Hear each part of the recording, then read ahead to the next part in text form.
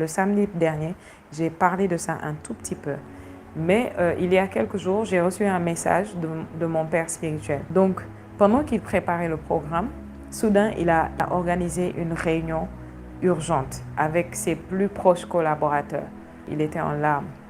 Il leur a dit que cette édition, parce que la première édition des flux de guérison, c'était en 2019, lorsqu'il y a eu Covid et que les gens étaient confinés. Donc, c'est là où il a commencé à faire ça en ligne et les gens se connectaient puisque les gens étaient enfermés chez eux et ils recevaient leur guérison. Et il a dit, il n'est pas sûr que cette édition n'est pas la dernière, cette édition qui se déroule en ce moment même. Pourquoi il dit? Parce que le retour du Seigneur est imminent. L'enlèvement de l'Église est imminent. Vous devez savoir qu'il y a deux retours du Seigneur. Le premier retour du Seigneur, c'est l'enlèvement. Ce retour-là, le monde entier ne le verra pas. Le Seigneur va venir dans les nuages, la trompette va sonner, les morts vont ressusciter et le rejoindre. Et puis nous qui sommes vivants, nous allons aussi le rejoindre. Nous allons entendre la trompette et le rejoindre. Et on va se rencontrer dans les nuages avec le Seigneur Jésus. Ça, c'est le premier retour du Seigneur. Le deuxième retour du Seigneur, c'est 7 ans après l'enlèvement. Mon père spirituel les a réunis et il a dit que c'est urgent. Il a dit, parlez aux gens que vous aimez, parlez à vos familles. Toute personne qui peut entendre, dites-leur que c'est imminent. Il a commencé à parler de comment ce sera terrible d'être dans ce monde pour un chrétien après l'enlèvement. Si quelqu'un reste ici après l'enlèvement, c'est terrible. C'est terrible. En fait, parfois, je pense aux chrétiens qui ne veulent pas évangéliser, qui n'arrivent pas à prier plus de 10 minutes, aux chrétiens qui n'arrivent pas à jeûner. Et je me dis, mais si vous ratez l'enlèvement, comment vous allez faire? Parce qu'après l'enlèvement, vous serez obligé de jeûner. Vous serez obligé de prier. Vous serez obligé d'évangéliser. Et si vous ne faites pas ces choses d'une manière fervente, je veux dire d'une manière multipliée, du plus grand évangéliste qui prêche l'évangile aujourd'hui, vous n'allez pas vous en sortir. Parce que le niveau de corruption et de persécution sera tel que les gens vont chercher à mourir, mais ils ne trouveront pas la mort. Dans le message, il disait, les gens vont se jeter dans la mer et la mer va les vomir. Ils vont chercher la mort, mais ce sera difficile de mourir. Et on va leur proposer d'avoir la marque de la bête. La marque, ce sera pour manger. Si tu dois manger, si tu dois acheter, si tu dois vendre, tu dois avoir la marque. Et pour ceux qui ne le savent pas, la marque en question est déjà prête. C'est une technologie. C'est une puce. Ils ont commencé à travailler ça depuis des années, depuis des décennies, mais en 2020, ils ont commencé à mettre ça à l'œuvre. Et plusieurs personnes dans le monde ont déjà cette puce-là. Cette puce est comme un grain de riz. On enfonce ça dans ta main ou sur ton front. Et toute ton identité, tout à propos de toi est là-bas. Toutes tes informations, ton compte bancaire, tout. Donc, à un niveau, tu ne pourras ni acheter ni vendre sans ça. Vous voyez que dans le monde, tout est en train de devenir numérique. À un niveau, ils ne vont plus utiliser l'argent physique. Donc, si tu n'as pas cette chose, cette technologie en toi, tu ne pourras pas acheter ou vendre. Le problème avec cette technologie, c'est que cette technologie, elle change l'ADN de l'être humain. Donc, elle corrompt la création. Une fois que quelqu'un l'a reçu, la Bible est claire là-dessus. Cette personne va directement au lac de feu. Il n'y a plus de possibilité pour cette personne d'être sauvée. Plus de possibilité, c'est fini. Cette personne est condamnée à aller au lac de feu. Pourquoi? Ce n'est plus la créature que Dieu a faite. Cette créature a été corrompue. Et en fait, cette personne sera incapable d'aimer Dieu, d'adorer Dieu ou de le servir une fois qu'elle reçoit cette puce dans son corps. Amen. Donc, c'est juste pour vous dire brièvement comment l'enlèvement sera pénible. Quiconque restera dans le monde après l'enlèvement, et tous les chrétiens ne seront pas enlevés de façon évidente, parce que beaucoup de chrétiens vivent leur vie n'importe comment. Vous voyez. Mais si vous restez ici après l'enlèvement, ce sera terrible, ce sera pénible pour vous. Et je dois vous dire qu'une personne qui n'arrive pas à jeûner, je ne sais pas comment tu seras enlevé. Bref, je ne veux pas trop me prolonger là-dessus. Pourquoi? Parce que si tu n'as pas dominé ton corps, ça veut dire que ton esprit est lourd déjà. Comment tu pourras entendre la trompette? La trompette ne va pas sonner de façon physique. Elle va sonner en esprit. Et c'est ceux qui ont l'esprit sensible qui vont percevoir ce son. Et si tu n'entends pas ce son, c'est ce son-là qui va venir, en fait, faire sortir ton corps glorieux. Parce qu'on ne part pas au ciel avec ce corps. Ce corps est appelé le corps corruptible. Nous partons au ciel avec le corps glorieux. Vous voyez? Donc, la Bible dit que la corruption va revêtir l'immortalité. L'immortalité vient avec le corps glorieux que nous allons recevoir et nous allons être enlevés. Ce son-là a un pouvoir pour faire que ce corps ce corps laisse place au corps glorieux. Et si tu ne l'entends pas, tu es mal barré. Tu ne seras pas enlevé. Et ce ne sera pas un événement visible. La Bible nous dit, 1 Corinthiens chapitre 15, au son de la trompette, en un clin d'œil, au son de la trompette, de la dernière trompette, nous serons tous changés et nous serons enlevés. Il n'a pas dit en une seconde, il n'a pas dit en une minute. Il a dit en un clin d'œil. En un clin d'œil, nous serons changés et nous allons disparaître de ce monde. L'enlèvement est une réalité. Et les gens vont chercher les chrétiens partout dans le monde. Ils seront étonnés. Où sont passés les chrétiens? Ils ont été enlevés. Amen. Bien sûr, ce n'est pas ce qu'ils vont dire. Ils vont inventer beaucoup d'histoires, mais c'est une réalité. La Bible nous parle de ça. Et je vous disais lors du dernier live, je parlais de ça, que depuis 2021, avant bien sûr, je croyais à l'enlèvement. Ce n'est pas que je n'y croyais pas, j'y croyais vraiment. J'y crois depuis des années, j'ai vu ça dans ma Bible. Mais depuis 2021, Dieu a commencé à me montrer des songes et des visions sur ça. Et j'ai commencé à comprendre l'urgence qu'il y avait à propos de ça. Il disait, préparez-vous. Il disait, si vous avez quelque chose contre quelqu'un, réglez vos problèmes avec les gens. Faites tout pour vous assurer que vous, vos bien-aimés, les gens que vous connaissez ne vont pas rater l'enlèvement. Amen. Donc, comment vous préparer pour l'enlèvement? Comment vous assurer que vous serez enlevé? En gros, gardez votre cœur pur. Vivez vraiment pour Jésus. Arrêtez de vivre pour vous-même. Vous voyez, la vie égoïste n'est pas une vie de chrétien. La vie où tu vis pour toi-même, pour tes projets, pour tes rêves, pour tes ambitions, pour ta famille, ce n'est pas une vie chrétienne. Quand tu vis pour toi-même en tant que chrétien, tu es en train de vivre une vie illégale. Pourquoi? Parce qu'il est mort pour toi pour que tu vives pour lui. Amen. Un chrétien est censé vivre pour Jésus. Pas le dimanche. Vivre pour Jésus, ce n'est pas aller le dimanche à l'église. Vivre pour Jésus à plein temps, 24 heures sur 24, où tu sais que tout pour toi est à lui. Ton esprit, ton âme, ton corps. Alléluia. Ta famille, tes relations, tes finances, tout est pour lui. Rien n'est pour toi d'abord. La plupart des gens ne se rendent pas compte, mais Dieu est relégué au second plan. Si j'ai du temps, j'irai à l'église. Si j'ai du temps, je prierai. Si ça m'arrange, si je suis à l'aise, je prêcherai l'évangile.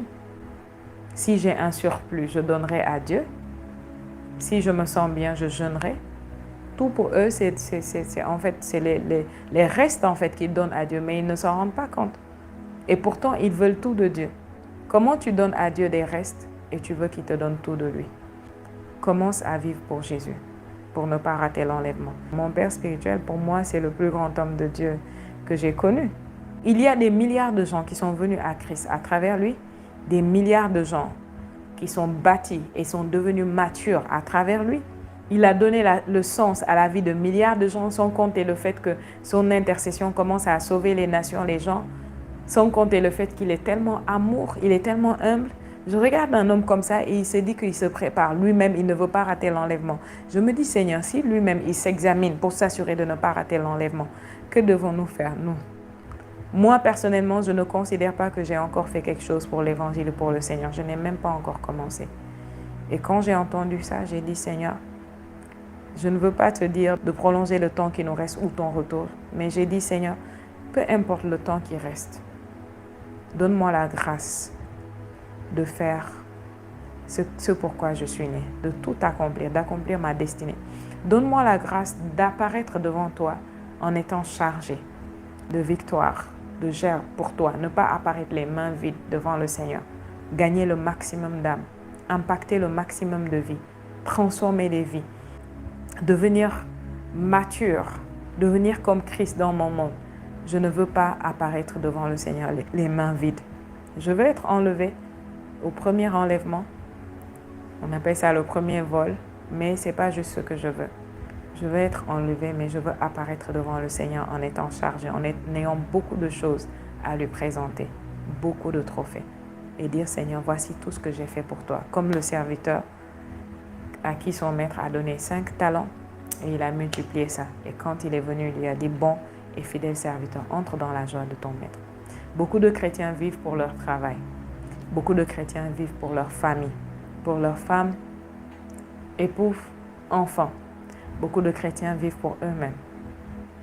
Il est temps de commencer à vivre vraiment pour Jésus, de s'examiner soi-même, examiner sa vie, de se repentir aussi. de ne pas laisser son cœur être truffé de toutes les choses dont la Bible dit que nous ne devrions pas être truffés. La jalousie, l'envie, la haine, la rancune, le manque de pardon, l'orgueil, la vanité, la mondanité. C'est le temps de se débarrasser de toutes ces choses. Pourquoi? Parce que si tu dois être enlevé, tu dois être léger. Et ces choses t'alourdissent. De même que pour les vols humains, quand tu dois aller, on te dit que tu as droit à 50 kilos, par exemple. De même, pour l'enlèvement, tu n'as pas droit à beaucoup de poids. En fait, l'enlèvement même, il n'est pas permis d'avoir du poids. Tu dois juste partir avec les exploits que tu as fait pour le Seigneur, pour le royaume, par le Saint-Esprit, à présenter au Seigneur. Tout le reste, si tu l'as, tu risques de rester ici après l'enlèvement. Et pour vous, vous avez des membres de vos familles, vous avez des gens autour de vous, vous n'avez jamais prêché l'évangile même à un oiseau, commencez à vous revoir. Vous travaillez dans une entreprise, vous êtes chef d'entreprise, vous êtes employé, mais vous êtes juste à l'aise d'être entouré de gens qui chaque jour vont vers l'enfer. Vous ne leur avez jamais parlé de Jésus. C'est le temps de vous revoir, de faire un examen de conscience et de vous assurer de parler. Parlez. Si on vous croit, tant mieux. Si on ne vous croit pas, tant pis. Parlez. Parlez autour de vous. Dites aux gens. Dites-leur que Jésus est réel. Dites-leur qu'il est le Seigneur, qu'il est le Créateur. Dites-leur qu'il revient bientôt. Dites-leur qu'après l'enlèvement, ce sera terrible de rester ici. Le conflit qui a commencé en Israël, ça va se prolonger. Et un homme va se révéler. Cet homme va venir et il va trouver un moyen de faire un accord de paix. Et une fois qu'il a signé l'accord de paix, la Bible nous dit que cet homme-là, tout le monde va l'applaudir, tout le monde va l'apprécier, tout le monde va dire « Waouh, finalement, quelqu'un est venu régler ce conflit qui est là depuis des décennies. » Mais le problème, c'est que cet homme-là, c'est lui l'antéchrist. Donc, c'est un camouflage. Il va signer ce traité de paix. Et pendant 3 ans et demi, il y aura comme une paix. Mais après les 3 ans et demi, les choses vont se changer. Il va se révéler réellement en tant que qui il est. Il va aller s'asseoir au temple à Jérusalem. Le temple va être reconstruit et ils ont déjà commencé à reconstruire le temple. Ça fait partie des signes que la Bible nous dit que lorsque nous voyons ces choses, nous savons que le Seigneur est à la porte. Vous voyez, il va s'asseoir là-bas et dire qu'il est Dieu et demander à ce que les gens l'adorent. Et Israël sera persécuté terriblement. Et ces 3 ans et demi, la Bible dit que ce sera tellement terrible que si Dieu ne les abrégeait pas, il n'y aurait pas un seul être qui va survivre. La méchanceté, le mal, les calamités qui vont tomber sur le monde. Et c'est pour nous éviter ça que nous serons enlevés.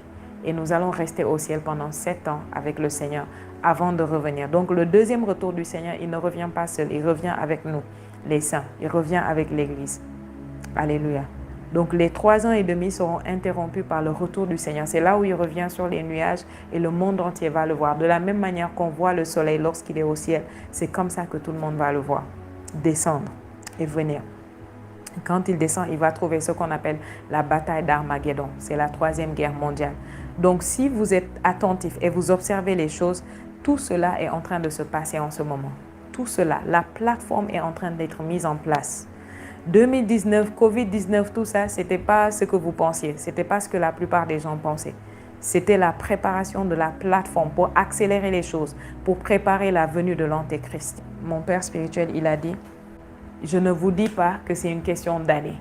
Il a dit, je ne suis pas sûr que nous ayons une année avant l'enlèvement. Et il a dit ça dans les larmes. Il a dit d'avertir tout le monde. Donc ce soir, je fais mon devoir de vous avertir. Et si vous viviez une double vie en tant que chrétien, il y a beaucoup de chrétiens qui vivent une double vie.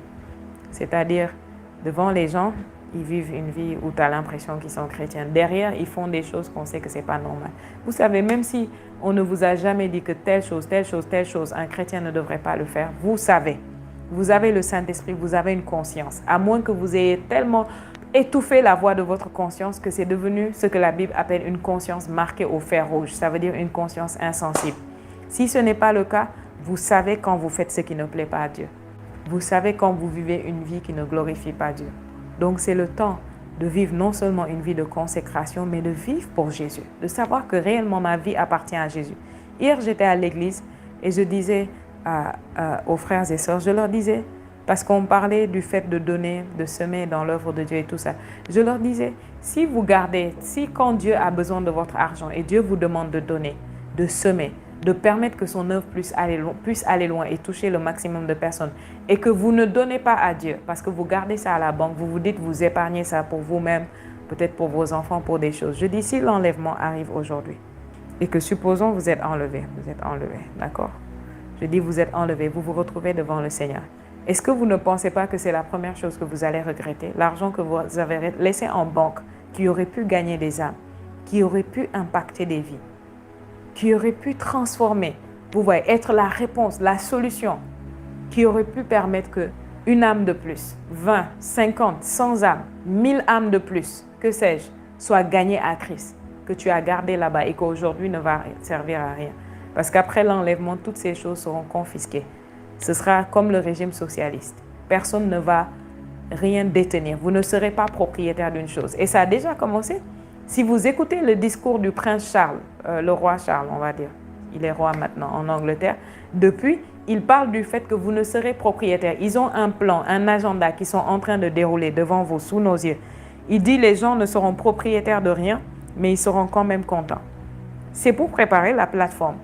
Donc, peu importe les millions que vous avez en banque, que vous dites que vous épargnez pour vous-même, pour votre futur, pour votre retraite, écoutez-moi très bien. Il n'y aura pas de... À moins que vous soyez là et vous avez déjà 60 ans. Et même si vous avez 60 ans, si Jésus revient aujourd'hui, qu'est-ce que votre retraite que vous avez économisée là, ça va vous servir à quoi?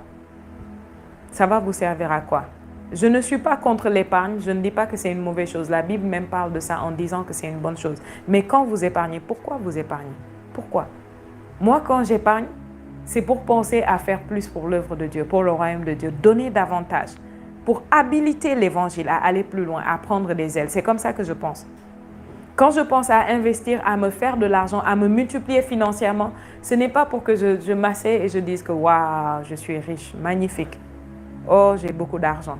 Je me rappelle cette histoire dans la Bible que Jésus a raconté, un homme qui avait fait de grandes moissons, de grandes récoltes. Il a rempli ses greniers, il était content, il s'est dit que waouh, là j'en ai assez pour toute une vie, je suis tranquille. Il a fermé ses greniers, il s'est allongé, il a dit maintenant je ne vais plus rien faire de ma vie, je vais jouir de ça chaque jour. Donc Dieu lui dit insensé, cette nuit même ton âme te sera redemandée, cette nuit même. Pendant qu'il disait que j'ai assez travaillé, maintenant je vais me reposer, boire et manger. Dieu lui a dit tu es un insensé. Ça veut dire quoi? C'est pas mauvais d'épargner, c'est pas mauvais de garder. Mais pourquoi tu gardes? Quelle est ta vision? Quelle est ta pensée? Est-ce que tu as en vue les choses éternelles? Tu as en vue les choses du royaume, la cause du royaume des cieux pour lequel Jésus a versé son sang, qui vaut beaucoup plus que ton argent? Ou bien tu épargnes ça comme si toi, tu vas rester sur la terre pour l'éternité? Le jour où la trompette sonne, beaucoup de choses qui semblent être valeureuses pour les hommes aujourd'hui, auxquelles ils s'accrochent, ils attrapent, n'auront plus de valeur ou de sens pour vous. Il est temps de vivre pour le Seigneur. Il est temps de vivre pour Dieu. Je considère que je vis pour Dieu depuis des années, mais là, je m'examine à nouveau et je dis, Seigneur, je veux faire plus, je veux faire mieux. Je veux davantage être livré à toi. Je veux être tout à toi. Alléluia. Je veux faire plus d'impact. Je veux vivre pour ceux qui en vaut la peine. Je veux vivre pour une cause éternelle. Je ne veux pas vivre sur cette terre comme si j'étais là pour rester. Je suis un pèlerin. Nous sommes des pèlerins. Nous sommes de passage. Et quand tu es un pèlerin, il y a une des choses, j'ai déjà fait des pèlerinages dans ma vie, une des choses qui nous caractérisait, c'est qu'on partait avec un sac à dos, on avait une tente. On avait des choses qui facilitent le fait que quand c'est l'heure de lever le camp, on lève le camp en tant que pèlerin. Donc en tant que pèlerin, on ne partait pas construire des maisons là-bas. On part avec la tente. On part avec le strict minimum. Vous voyez, j'ai déjà fait un pèlerinage où on a marché sur des jours pour aller à la destination où on allait. Ce pèlerinage-là, on avait des endroits où on campait. On marchait des heures, après on s'arrêtait quelque part et on campe. Tout ce qu'on avait sur nous montrait qu'on était des pèlerins. On ne venait pas pour rester là-bas, pour construire. On était des pèlerins, on était de passage. Nous sommes de passage ici. Arrête de vivre ta vie comme si tout va s'arrêter là. Alléluia. Je suppose que si vous êtes là, connecté, vous écoutez la parole tout ce temps-là, pendant plus d'une heure, vous êtes là, vous écoutez la parole. Je suppose que vous êtes quand même des gens qui ont une certaine conscience des choses spirituelles.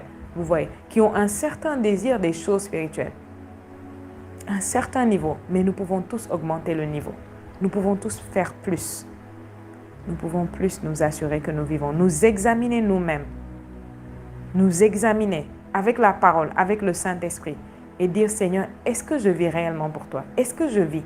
Quand tu vis pour lui, tout ce qu'il te demande. Vous savez, il y a un passage qui dit, heureux les pauvres de cœur, car le royaume leur appartient. Et ça a été mal interprété pendant des siècles, et même jusqu'à présent dans certaines religions chrétiennes, qui se disent chrétiennes, c'est toujours mal interprété. Eux, ils disaient que non, c'était la pauvreté. Jésus était en train de dire que si tu es pauvre, le royaume t'appartient, tu vas hériter. Ce n'est pas du tout de ça qu'il parle. La pauvreté est une mauvaise chose. La pauvreté est mal devant Dieu, autant que le péché, autant que la maladie. Tout ça, c'est anormal pour un chrétien. Donc, il ne parlait pas de ça. La pauvreté de cœur dont il parle, c'est le détachement. Vous voyez, que tu peux avoir des millions, avoir des milliards, mais tu n'as pas un attachement à ça. Si Dieu te dit, donne-moi ça, tu lui donnes. Tu peux avoir une montre que tu as achetée à 10 000 $. Dieu dit, donne-moi cette montre. Tu regardes, tu dis, ok, ça m'a coûté 10 000, mais ma vie appartient à Jésus. Tout ce que j'ai lui appartient. Tout pour moi et pour lui. Prends, Seigneur. Demain, tu as une voiture. La voiture t'a coûté 45 000 €. Le Seigneur dit, donne-moi cette voiture. Tu dis, ok, Seigneur, prends. Tout ce qu'il te demande. Tu as un emploi, tu as une carrière, tu es dedans. Et soudain, le Seigneur te parle et il dit, laisse tout ça et viens prêcher l'évangile. Tu laisses tout. J'ai eu des rêves depuis mon enfance. Quand le Seigneur m'a appelé, j'étais en train de réaliser les rêves que j'avais eus depuis l'enfance. Et tout le monde autour de moi, ma famille, tout le monde savait que ça avait toujours été le rêve de ma vie.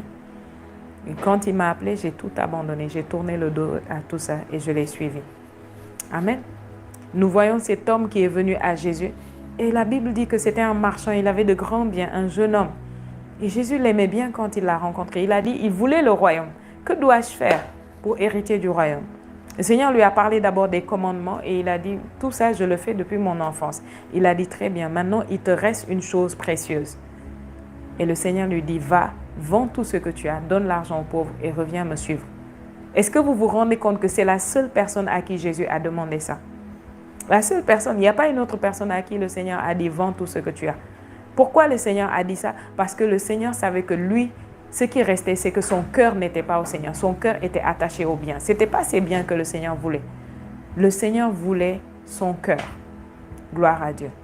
Le Seigneur voulait le cœur de l'homme. Et il savait que le seul moyen d'avoir son cœur, c'est que son trésor soit livré.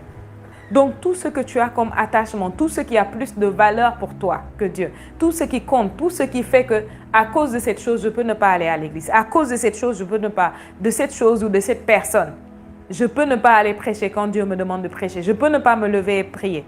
Toutes ces choses qui sont devenues des idoles dans nos vies. Parce que les gens ont des idoles, ils ne s'en rendent pas compte. Tout ce qui s'exalte au-dessus de la connaissance de Christ. Examine ça et commence à te débarrasser de ça. Et un détachement, deviens un pauvre de cœur afin de réellement hériter du royaume. Qu'il n'y ait rien au monde que Dieu te dit laisse et tu ne laisses pas. Est-ce que vous savez que parfois, si vous êtes trop attaché aux membres de vos familles, le Seigneur peut vous dire quitte-la et va dans tel pays, va dans tel endroit, tu vas me servir. Et vous avez ça au cœur, vous avez ce pincement au cœur. Vous voyez, moi, les êtres les plus chers de ma vie que j'aime beaucoup, je ne peux pas être avec eux tout le temps. Pourquoi? Parce que je suis appelée à servir. Et chaque fois que je vais les voir, c'est douloureux pour moi de partir. Parce que quand je pars, ils savent qu'ils ne me verront pas avant un long moment. Pourquoi? Parce que j'ai répondu à l'appel il y a des années de cela et je ne dois pas les aimer au-dessus de ma vie pour Christ, au-dessus du Seigneur Jésus. Le Seigneur Jésus a dit que si tu le suis, tu dois le préférer lui à tes parents. Tu dois le préférer lui à tout. Si tu ne le préfères pas, tu n'es pas digne de lui. C'est ce qu'il dit, tu dois le préférer. Vous voyez? Donc, quelle que soit la douleur, la peine que ça me cause, de me tourner, de me séparer des gens que j'aime à chaque fois, je dois le faire parce que je le préfère lui. Et je ne veux jamais que ça arrive à un niveau où il a l'impression que ces gens sont devenus mes idoles. Ces personnes sont plus importantes pour moi que lui. Je ne veux pas. Vous voyez? Parce qu'en fin de compte, devant le Seigneur, nous serons tous égaux. Devant le Seigneur, c'est lui notre Père. Nos parents, nos frères et sœurs, tout ça, ce sont juste des gens par qui il nous a amenés dans ce monde. Ils sont des dons. Devant le Seigneur, c'est lui notre Père. Gloire à Dieu. Donc, bien-aimés, examinons-nous, revoyons notre vie. Quel que soit le niveau où nous sommes, quel que soit ce que nous faisons ou ce que nous ne faisons pas, le Seigneur nous appelle plus haut. Assurons-nous, assurez-vous de ne pas manquer l'enlèvement. Certains d'entre vous, vous êtes là, je ne vous ai jamais vu. Le seul jour où je vous verrai, c'est devant le Seigneur, à l'enlèvement. Vous voyez, et nous tous, nous allons voir des gens là-bas que nous allons remercier. Merci, grâce à toi, je suis sauvé. Grâce à toi, je suis né de nouveau. Grâce à toi. Grâce à toi. Vous voyez, moi, je suis partenaire avec l'Évangile et l'œuvre de Dieu parce que je suis née de nouveau à travers un programme télé. Et Dieu va récompenser les gens qui ont payé pour que ce programme passe à la télé et les gens qui ont fait ce programme. Dieu va les récompenser pour mon salut. Et ce n'est pas tout. Dieu va les récompenser pour le salut de toute personne qui est venue à Christ à travers moi. Est-ce que vous vous rendez compte à quel point c'est puissant et profond? Donc, vis pour Dieu. Vis pour Dieu. Nous ne voulons pas manquer l'enlèvement. Et assurons-nous que nos familles, nos bien-aimés, tout le monde, personne ne manque l'enlèvement. Amen. Vivons pour l'essentiel et arrêtons de vivre pour les vanités. La Bible dit que tout n'est que vanité. Tout passe. Tout passe. Tout passe. Ne permets pas qu'un homme, une femme, qui que ce soit, vienne entre toi et Dieu, entre ta relation et Dieu. Les hommes vont te décevoir, ils vont te trahir. Vous voyez, certains ont sacrifié leur vie spirituelle, leur relation avec Dieu, leur appel pour un homme, pour une femme. Aujourd'hui, cet homme, cette femme les a abandonnés. Ouvrons les yeux et soyons sages. C'est le moment de racheter le temps et de faire.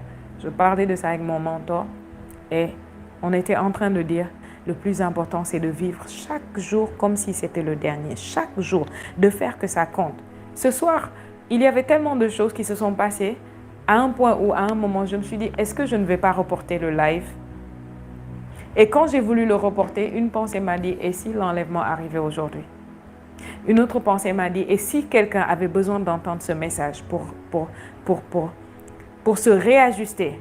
Vous voyez, si ce message devait sauver la vie de quelqu'un, sauver l'âme de quelqu'un, sauver... Et peut-être quelqu'un est là ce soir et tu n'es même pas né de nouveau. Certains se disent chrétiens, mais ils ne savent pas qu'ils ne sont pas chrétiens. Si tu n'es pas né de nouveau, tu n'es pas encore né de nouveau, ou bien tu n'es pas sûr, ou bien si tu vivais une vie, mais tu savais que ça, ce n'était pas vraiment la vie chrétienne, même si tu aimes le Seigneur, je veux t'inviter à te repentir sincèrement ce soir. Profite de cette occasion et parle au Seigneur avec tes propres mots. Que ce soit tu veux naître de nouveau, tu veux te reconsacrer, tu veux te repentir, parle au Seigneur ce soir. N'endurcis pas ton cœur. Parle, repens-toi, demande-lui pardon. Dis Seigneur, jusqu'ici je ne vivais pas pour toi.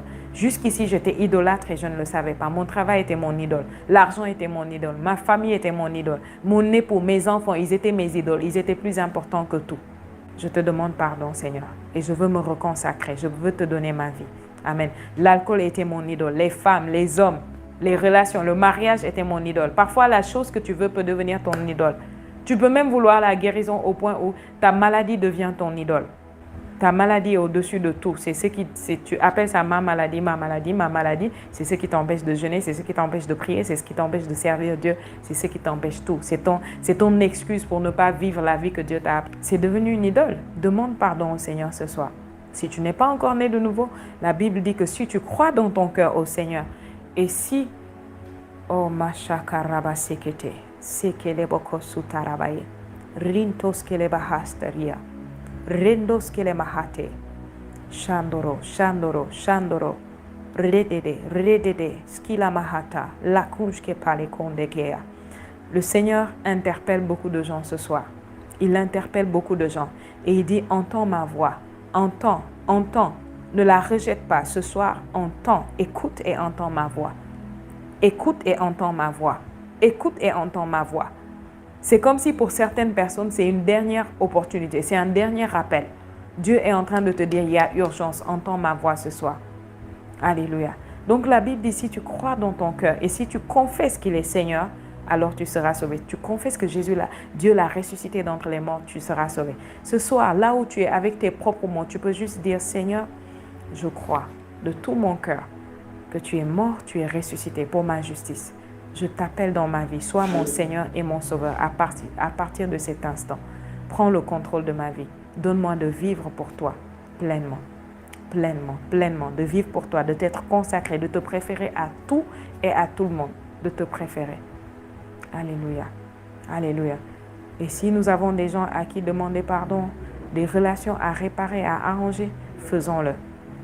Des gens à qui nous devons parler encore du Seigneur, faisons-le. Nous devons parler. Trouver des moyens. Il y a divers moyens de parler, d'évangéliser.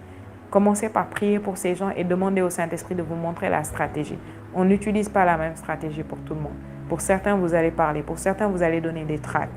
Pour certains, vous allez envoyer peut-être une vidéo de témoignage et insister pour que la personne suive. Revoyons notre vie. Arrêtons de vivre comme si je suis sauvé, ça va. Dieu merci. Non, non. Nous avons la responsabilité de sauver le maximum autour de nous. Ce n'est pas juste tu es sauvé et c'est bon, non, non. Je ne savais pas que j'étais appelée quand j'ai commencé à évangéliser.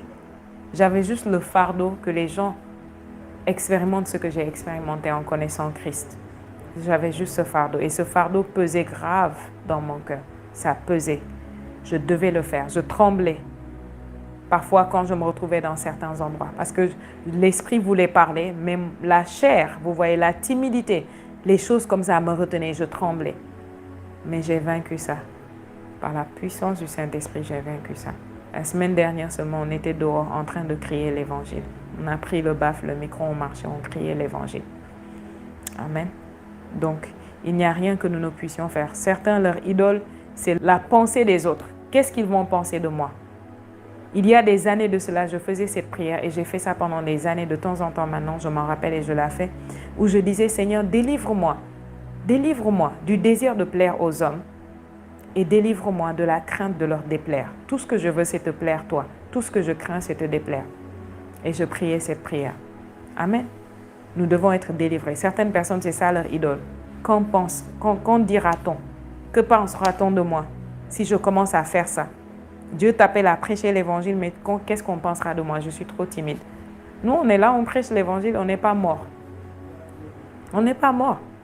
Vous voyez? Et au contraire, ça nous a bâtis, ça nous a fortifiés intérieurement, ça nous a fait que nous nous tournons vers le Seigneur. Quand la persécution s'élève, ça nous fait juste comprendre que l'homme est l'homme. Vous voyez? Mais nous le faisons en pensant. S'il y a quelqu'un qui va dans une pièce et vous savez que dans la pièce, il y a un serpent, que si la personne entre, la personne va mourir à cause de ce serpent, je suis sûre que qui que ce soit cette personne, vous vous en foutez de ce qu'elle va penser avant. Quand elle va vouloir entrer, vous allez l'arracher de force pour ne pas qu'elle entre là-bas et qu'elle meure. Sinon, vous n'aimez pas cette personne. Ça, c'est pour la mort physique. Qu'en est-il de la mort spirituelle? Quiconque ne croit pas en Jésus, quiconque ne suit pas Jésus, ne sera pas sauvé.